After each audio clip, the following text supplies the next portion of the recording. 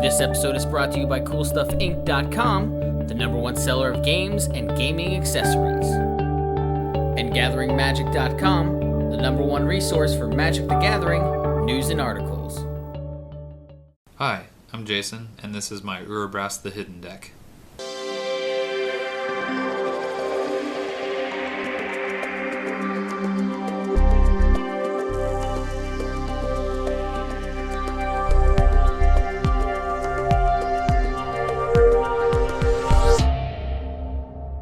Hey guys, this is my Urabrask the Hidden deck. Basically the idea behind this deck was that, well, I wanted to build a mono color EDH of every color, and also, at least in our play group, red is definitely the apparent worst color for EDH. So I just kind of wanted to build a deck that I thought, could show that red can hold its own in EDH. It is definitely a lot tougher. You don't have as much versatility. You can't get ahead with like super ramp like green. You can't draw like you can with blue. You can't wrath like you can with white, and you can't kill stuff the way you can with black. You also can't draw like black. But I did it. I like it. It wins. It's fun. I actually enjoy playing this deck more than some of my other ones, because it's just so different, and you don't get to see these creatures a lot, I guess. So Urabrask, I like his ability, just keeps creatures tapped down when they come into play, and gives all my creatures haste. Alright, so starting off, it's just 35 mountains, nothing special.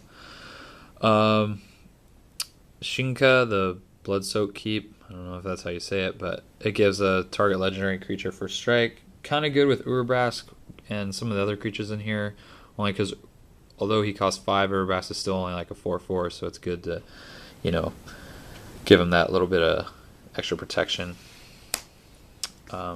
Smoldering Crater, just if you get it late game, it helps draw with the cycle.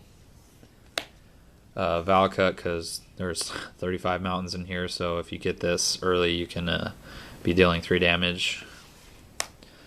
Forgotten Cave, same thing, cycling. Spinerock Knoll, that's a lot of damage can be dealt with this deck, so it's nice to be able to cast something for free a later game. Tibalt, he's a recent addition. I like it because he draws you cards, and red's pretty bad at drawing cards, and his ultimate is really good. It's an insurrection. So also his minus ability is super good against blue decks, but getting him up can be a little rough, especially the discard at random, especially if you draw the card that you need and then you wind up having to discard it. That can suck. But he's a new addition, he's fun, I like him. He's early Planeswalker drop, so I'm trying him out. Karn, just because red has a tough time dealing with certain things, enchantments, things of that nature, so he removes permanents. Koth, just obviously for obvious reasons, later game he can drop in minus, get you double mana to play your bigger spells. He also ups one to turn your creature into a manland, and then I think I got his ultimate off once, but most of the time it's not worth it to tap down my lands to deal damage. I'd rather play something else, but if it's gonna help me get a kill, the emblem's there. It's nice. Chandra, she's in here. The 1 damage isn't like too big of a deal. Mostly I like to try to get her up to ultimate because it's a lot of damage around the board. Also, she helps by the minus ability to copy my instants and sorceries. It'd be a lot better, obviously, if I could do it instantly, because a lot of the instants in this deck are good, but, she's good nonetheless. I got my artifacts with some ramp. We got the Soul Ring, Mind's Eye to draw, because red is awful at drawing. The Thran Dynamo for more ramp, Cage Sun. Got the the Extraplanar Lens and Gauntlet of Power. It's basically the ramp package I got going in this deck. All really good stuff. Nim Deathmantle, just really good. There's enough ramp in this deck, and I put a bunch of lands in this deck too, to just because red's to guarantee a land drop every turn, hopefully. And this just is really good for getting back good creatures that affect the board. In the Web of War, if Urabrask keeps dying and I can't keep my creatures hasting, this is really nice. Plus, it also gives them +2/+0 till end of turn, so it's nice. Vicious Shadows. This card is super good in EDH. A lot of people are drawing lots of cards, so their hand size is really big, and you don't need a big creature or anything to die for this to do a lot of damage. After a Wrath effect, if there's a token deck, someone's dying. This is just I feel like it doesn't look as good because the mana cost is pretty high for it, but once it's in play and no one deals with it, it winds up doing a lot of damage, and it's really good. I love this card. Splinter Twin's in here. I believe at one point I had a Kiki Jiki in here, and I was going to get a Zealous Conscripts for this deck, but even without those, this card's just really good to put there's a lot of good creatures that have enter the battlefield doing stuff, and to just make copies of them is really nice. So Rage Reflection, because why deal regular damage when you can deal double damage with the Dull Strike. And that pairs really well with Gratuitous Violence, because when you hit doubles, then it hits again, doubles again. So, you can do insane amounts of damage, both to creatures and players, depending on if the creature hits. So these are really good. I love these cards. Warstorm Surge, really good. Red has, well, at least this deck has kind of, I would say most of the creatures are pretty expensive. So this can deal a lot of damage. And also this actually stacks with this because it's not Warstorm that's dealing the damage, it's a creature. So with a 12/12 hits the battlefield, you're doing 24 damage. So it's pretty nice.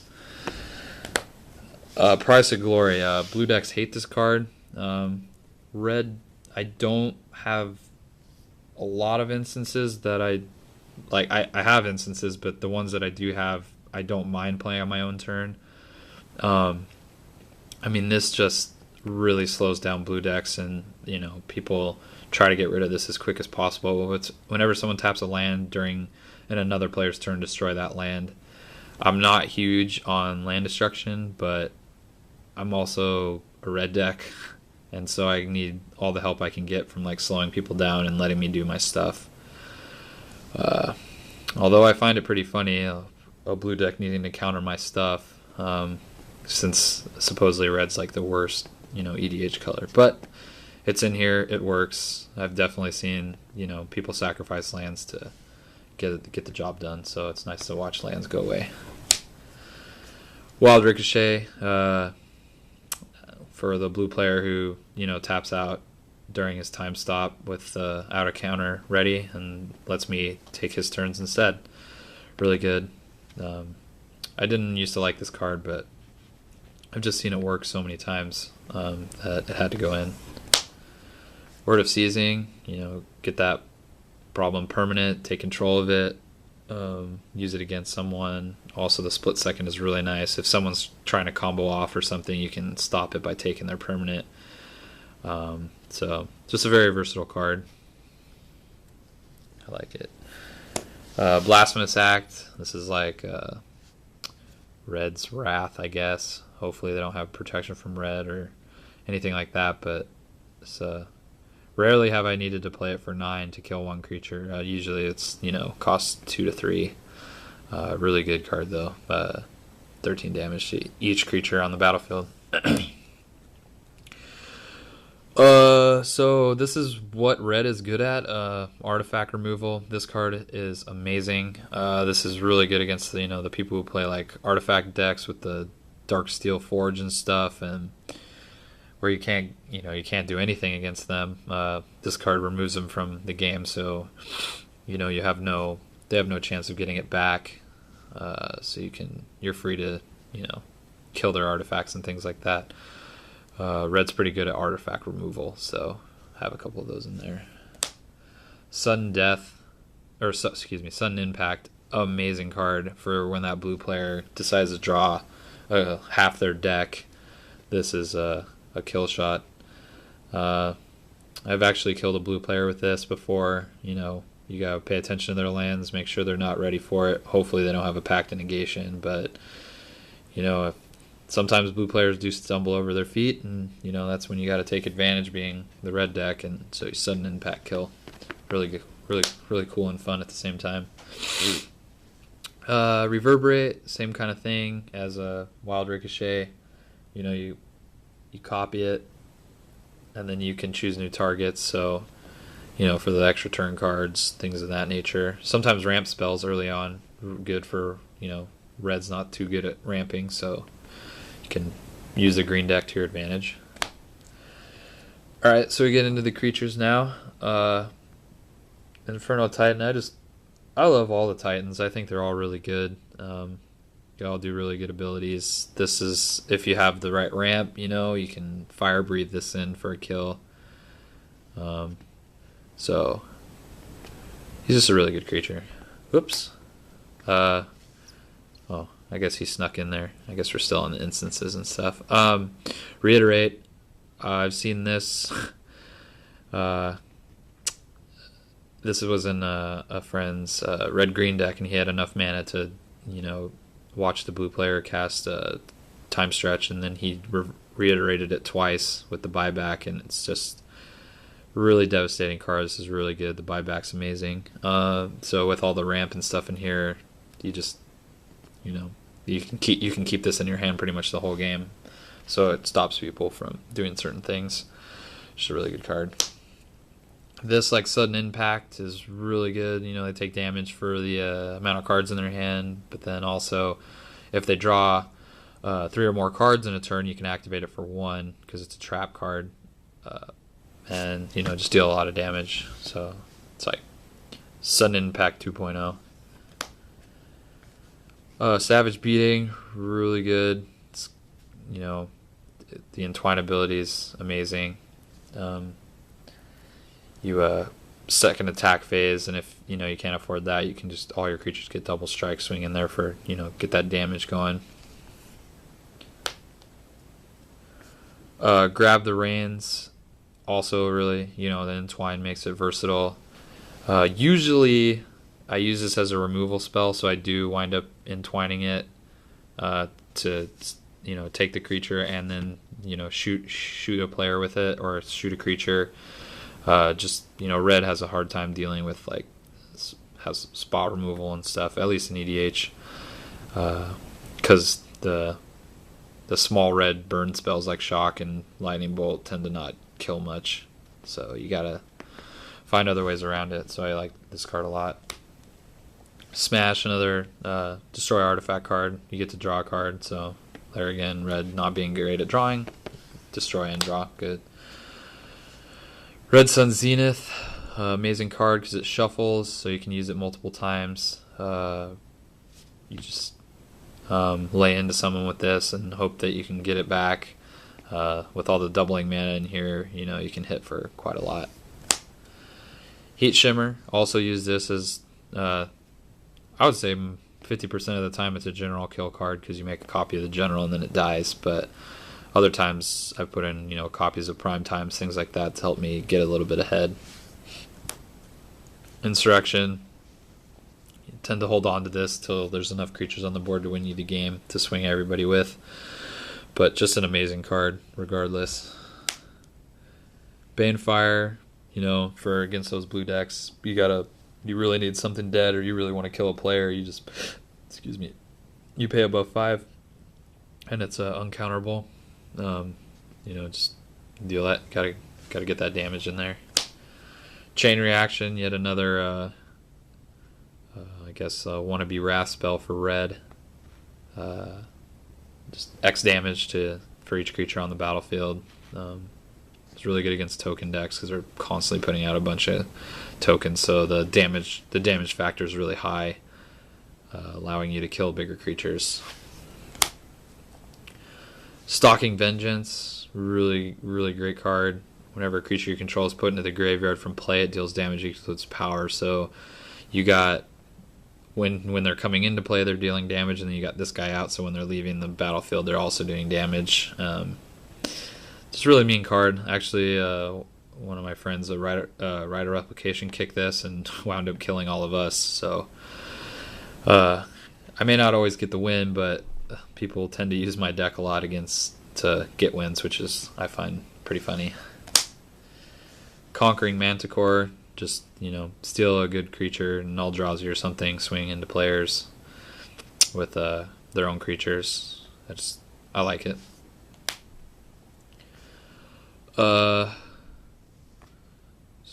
This guy is interesting. A lot of my friends don't understand why I put it in here, but there's, we play like 4 people at a time plus, so he winds up actually being really big. He gets +1/+1 for each creature your opponents control, and he drops for 5. So, more often than not, it's 5 for a bigger than 5/5. So, he's just one of the cheaper utility creatures, I think, in this deck. I like it. Akroma, Angel of Fury. She's probably going to get morphed, but people pretty much know who she is because we don't run a lot of morph creatures, so it's almost guaranteed that that's an Akroma. But if I get the right mana, then obviously she's hard casted because she can't be countered. So, but early game she also does serve as, early game creature. Kargan Dragonlord, just beat her in the air. Pretty easy to level up. Really good early game creature. Avatar of Slaughter, just a really fun card. Give everyone double strike, force everyone to attack.